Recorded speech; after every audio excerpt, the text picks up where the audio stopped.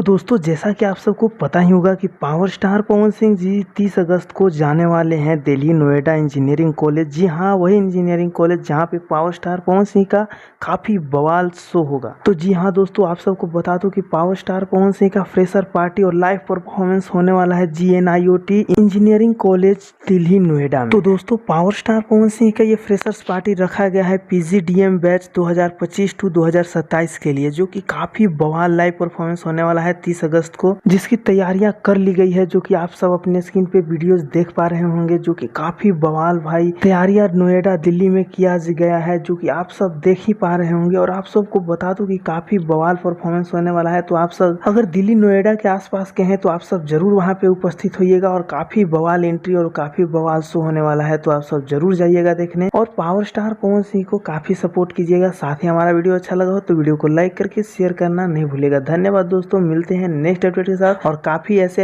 ही update आपको इस channel पे मिलते रहेंगे, तो चैनल को सब्सक्राइब जरूर कर लें।